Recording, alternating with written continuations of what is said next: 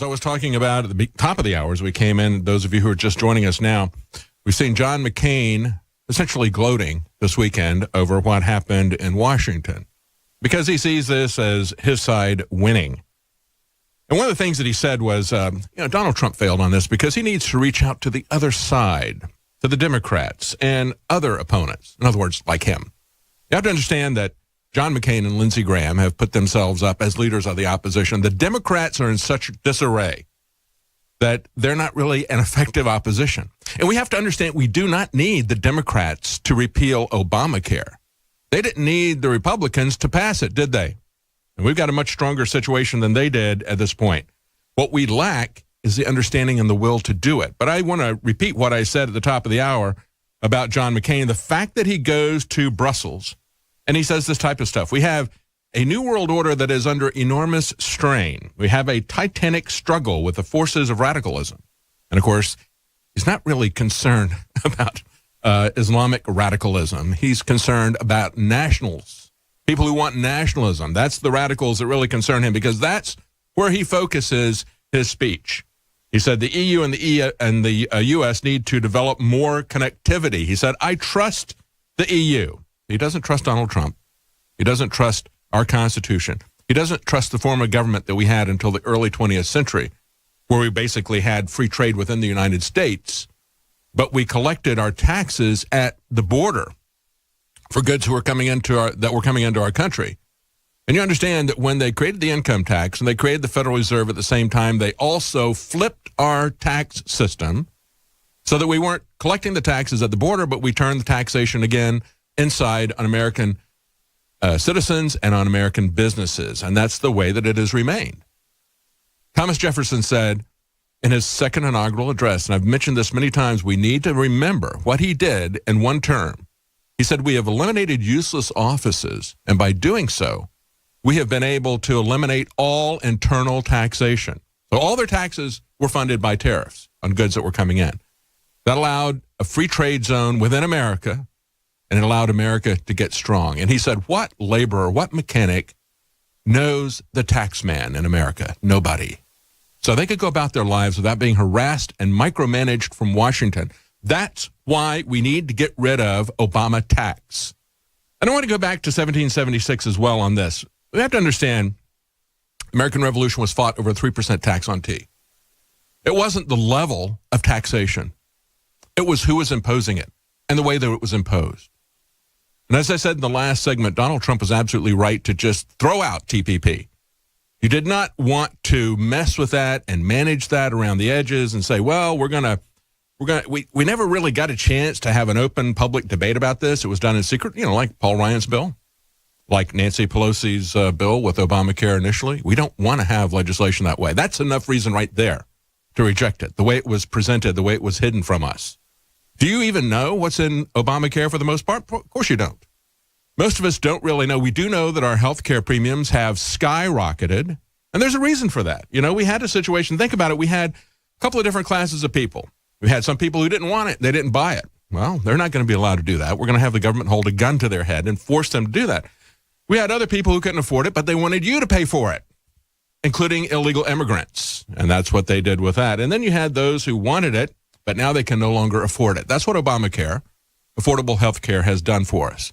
But there's another aspect of this that's very important, and it reflects back on this 3% tax on tea issue. And, of course, we know that, like I said, it wasn't the level of taxation. We've got many states, they tax food. They tax all your food, not just your tea. They tax everything you eat. In many places, they tax your medicines as well. Some states, they have exemptions for those things. But in a lot of states, they tax it all. They did in North Carolina. And so what you have is a situation where, people will put up with an 8% tax on everything, not just their tea. But they want to have a say-so in what's going on with this. They don't want to have this stuff dictated to them by foreign bureaucrats or people who are very distant from them. These bureaucrats in Washington might as well be from a foreign country. Washington is a foreign country. As Matt Drudge said, the swamp is draining you. You're not draining the swamp at this point. But understand the structure of this. This is key as to why many people said you must repeal the mechanism, just like you repealed the mechanism of TPP. TPP, and I think Donald Trump understood this, TPP wasn't simply about some organization that was above all the other countries. It was going to determine which industries and which countries are going to be allowed to succeed at the expense of other industries and other countries. No, what it did was it created a transnational governing committee for which we had no representation. And that committee, as it was being sold to us, they said, well, we need to have this as a bulwark against Chinese competition. Well, they could have added China the very next day because, as Jeff Sessions pointed out, it was a living document. Those people who were going to be in that little committee, they would be able to change anything about that secret document. I guess it's one of the reasons why that it wasn't really important, was it, that we see that? Because anything in that document could be changed. The same thing happened with Obamacare. It really wasn't important that you understand that bill. After the bill got passed, Nancy Pelosi was right. Then we would see what was in it, because it would be turned over to a bureaucracy that would exercise that same kind of dictatorial power.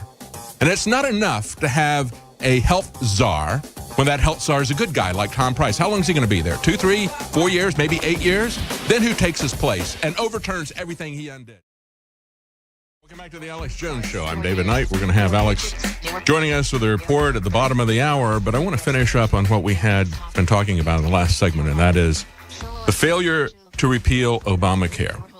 And as I look at it, it was a failure to try, because it was being led by Paul Ryan, a man that we know did not want to repeal Obamacare. This is a man that was handpicked to run with Mitt Romney. Mitt Romney had already put in Obamacare in Massachusetts with Ted Kennedy. It was going to be exactly identical to that.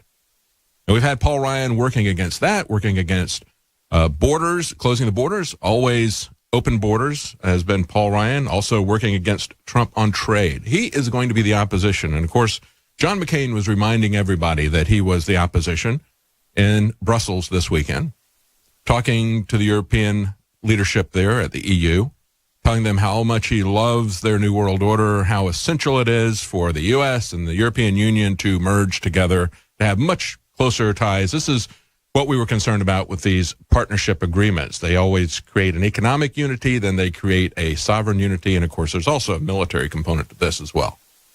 But when we look at the Trans-Pacific Partnership, and when we look at what happened in 1776, both of these, when we got rid of them, when Donald Trump threw out the TPP and said it's dead, he didn't try to reform it, he just killed it. That's what he should have done with Obamacare. Should have taken a decisive action on that, and hopefully that will still happen. And here's why. For the same reason that we had a revolution here in 1776, because we didn't want a foreign body to control our economy, just like TPP. We didn't want people saying, well, we're going to mandate this for you. We're going to raise the taxes to whatever we want, and you're not going to have any say-so about it. Remember, taxation without representation. Now we have not only taxation without representation, but we have regulation without representation. That's the bureaucracy in Washington that decides everything. We've had our Congress abdicate everything to them. That's why Nancy Pelosi can say, well, you have to read the bill to find out what's in it. That's why Paul Ryan can do the same thing. It doesn't really matter what bill they produce, just as it didn't really matter what TPP was, because TPP would be changed by the international bureaucracy that you would have no control over once they got it established. Just as Obamacare would be changed by the government bureaucracy, the Health and Human Services bureaucracy. Now, when we look at this idea that we have 3 phases where this is going to come through. And, of course, Trump said phase 2 and 3 are coming of this wonderful health care overhaul. He said they're going to be coming soon. I want to take a look at Paul Ryan's description of the 3 phases of repeal and replace. Now, he says we're going to take advantage of the budget reconciliation process to avoid a Democratic filibuster. Well, there were some things that were taken out, other things that were not taken out in that process.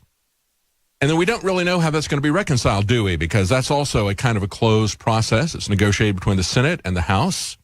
So they put a lot of stuff there that it's a lot of shell games. And we hear from Paul Ryan and the GOP establishment that have fought tooth and nail to keep Obamacare from being repealed. Just trust us. We'll get there. We'll get there in phase 2 and phase 3. I know it's not here in phase 1, but trust us, it'll be there in phase 2 and 3. Well, what's phase 2?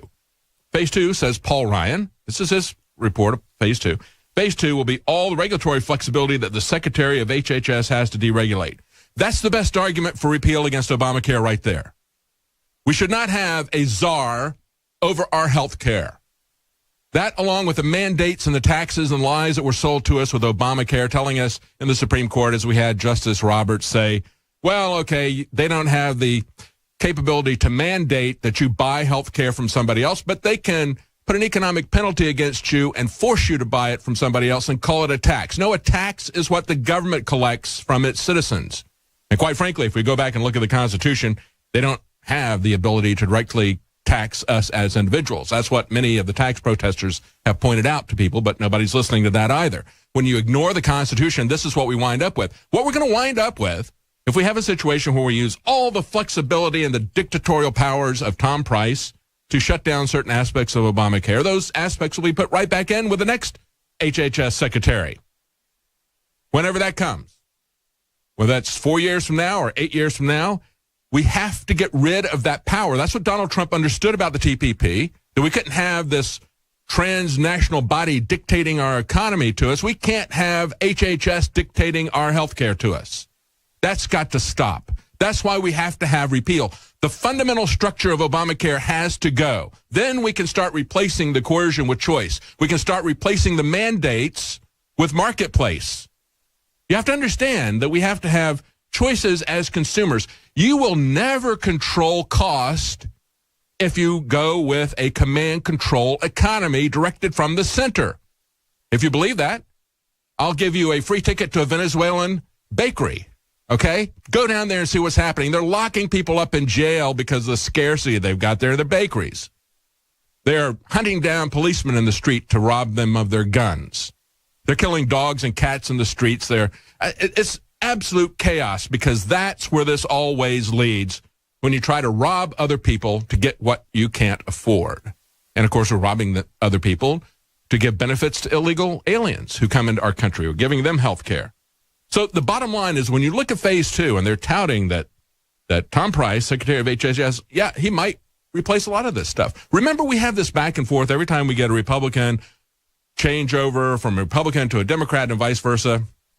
They would always fund abortions with NGOs abroad, or they would stop the funding of abortion with NGOs abroad. They go back and forth. They go back and forth. That's why they talk about, well, now we've got Planned Parenthood. We're going to get rid of Planned Parenthood. No, you're not.